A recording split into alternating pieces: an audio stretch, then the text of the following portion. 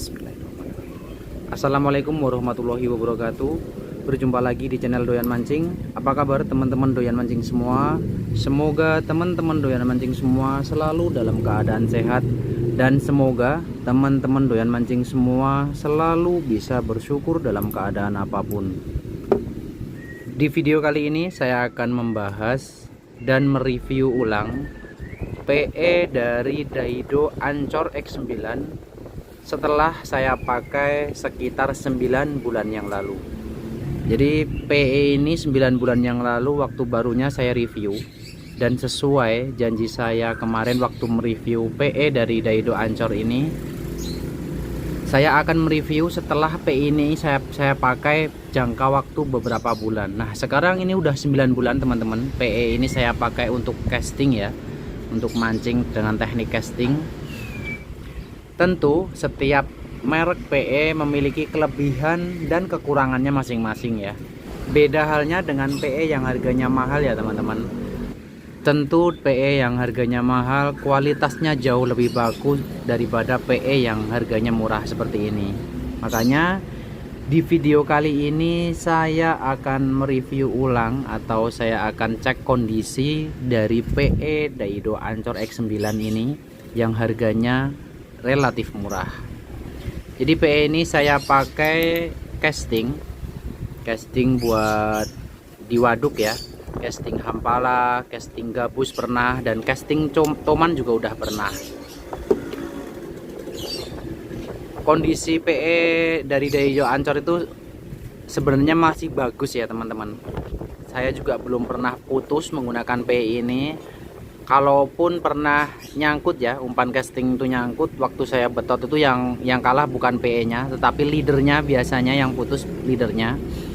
Dan spot saya casting itu sangkutannya tidak serawan spot-spot yang lain mungkin ya, karena pengalaman menggunakan PE itu beda spot, beda ya teman-teman, beda pengalaman, beda kisah, beda cerita, dan target ikannya juga beda, spot itu beda. Misalnya casting di laut, di pinggiran pantai yang banyak karang, tentu coatingan dari PE itu, permukaan PE nya lebih mudah rusak ya, rawan sekali rusak, tergesek di karang seperti itu. Kalau spot yang saya casting seperti di waduk ya, paling parah itu casting itu dia tergesek di kayu-kayu. Sebenarnya gesekan itu tetap ada ya, meskipun di waduk tetap ada, hanya saja dia minim tergesek. Kondisinya seperti ini masih lumayan bagus ya, meskipun nih teman-teman, meskipun dia sudah berbulu nih teman-teman. Wajar lah, menurut saya ini wajar PE dengan harga murah permukaannya berbulu seperti ini. Nih, teman. Kalau untuk kuatnya dia alhamdulillah kuat ya, belum pernah putus. Meskipun kemarin itu saya setrek babon gabus, hampala, tapi kalau untuk toman ke tengah ini belum pernah saya pakai, karena kalau untuk casting toman ke tengah waduk itu di pinggiran karamba saya memakai PE yang besar ya, yang PE 2 ke atas, dan itu pun menggunakan reel BC. Sedangkan ini adalah nomor 0,8 khusus saya pasang di ultralight ya, buat casting hampala, gabus atau toman-toman kecil. Ini di bagian ujung yang sering tergesek itu bagian ujung ya kalau kayak kita casting teman-teman. Jadi seperti ini penampakan dari PE Daido Ancor. Masih wajar lah, meskipun dia berbulu seperti ini masih wajar. Kemarin PE dari Falcon ya, yang terakhir saya review ulang itu dari Falcon, dia sama berbulu seperti ini tapi belum pernah putus. Jadi kalau PE ini dibiarkan berbulu seperti ini dan terus-terusan tergesek, tentu PE itu akan cacat dan pasti kekuatannya tidak maksimal lagi. Misalnya si PE Ancor ini 20 lip ya, kalau dia tergesek, dia cacat, tentu kekuatannya sudah tidak 20 lip lagi tentu.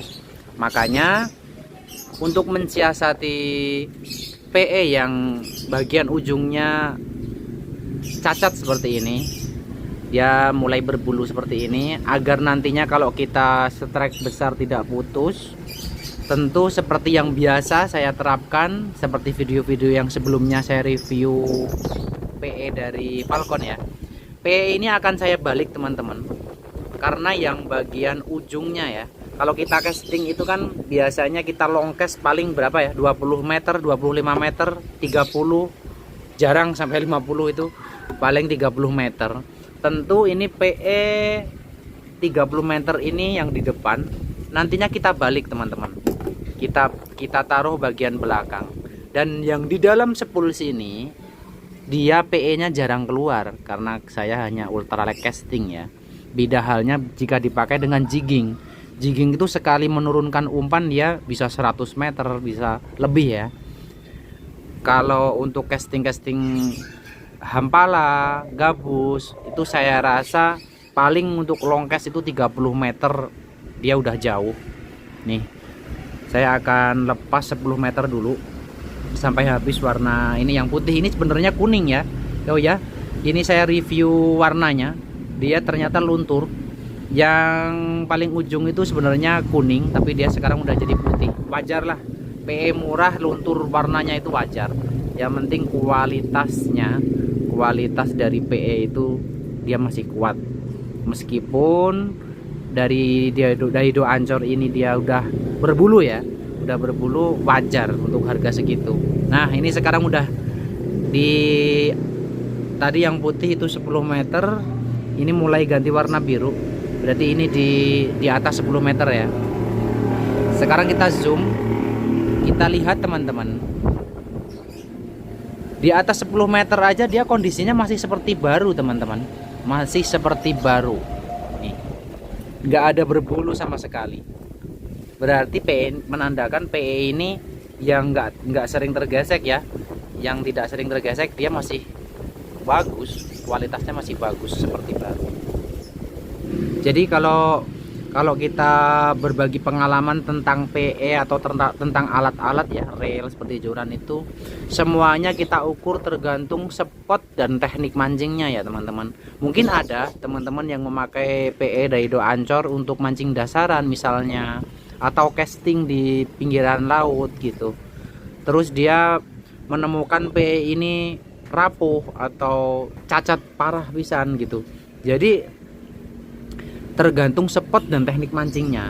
Kalau untuk casting hampala dan casting gabus di pinggiran waduk itu, waktu kita long cast 30 meter benang PE ini keluar dari reel ya, itu yang sering tergesek biasanya 10 meter yang paling depan teman-teman, yang deket dengan leader. Makanya tadi PE yang warna putih ini ya, yang bagian depan ya, yang bagian depan yang warna putih, dia kondisinya dia sudah berbulu dan mendekati cacat. Agar performa dari PE ini bisa dipakai lagi, kekuatannya bisa maksimal lagi, PE yang bagian depan nanti akan saya balik. Dia bagian depan jadi di dalam, dan yang di dalam nantinya akan pindah ke depan. Jadi kalau PE sudah mulai berbulu seperti ini, tentu kita harus membalik ya, PE nya yang berbulu ini diganti di dalam spool, dan yang di dalam spool akan kita pindah ke depan. Atau seperti ini ya teman, ini kan masih penuh ya, saya masih penuh. Kalaupun saya buang 10 meter ya, kalaupun saya buang 10 meter ini tidak akan mempengaruhi saya long cast ya. Nih, ini masih bagus, ini masih bagus. Ini bisa saya potong teman-teman, karena dia masih banyak ya. Ini kemarin 100 meter. Tentu ini kalaupun saya potong 10 meter aja, ini tidak masalah. Kita cari PE yang masih bagus. Nah, seperti ini. Oke. Ini masih bagus. Dan bagian ujung sini ini yang udah ruwet ini, tadi kena angin. Kita potong aja ya. Kita buang PE yang sudah berbulu teman-teman.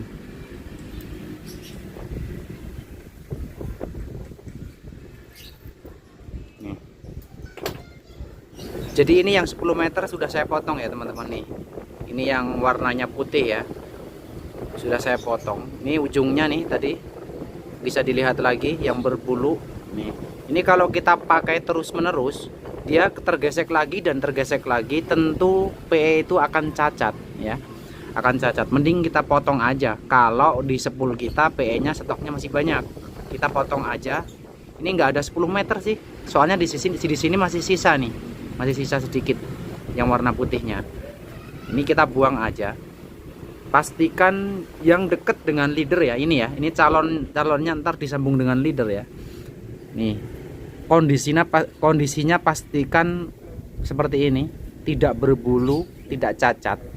Jadi kalau PE itu sudah cacat lalu kita biarkan, tidak kita balik di dalam sepul atau tidak kita buang ya, tentu kondisi PE yang cacat itu kekuatan performanya sudah berkurang. Dia sudah tidak kuat lagi seperti barunya karena sudah cacat ya, jalinannya sudah cacat. Mending kalau emang PE kita masih banyak seperti ini, kita buang aja bagian depannya. Yang 10 meter kita buang. Kita bisa seleksi aja, kita lihat ya.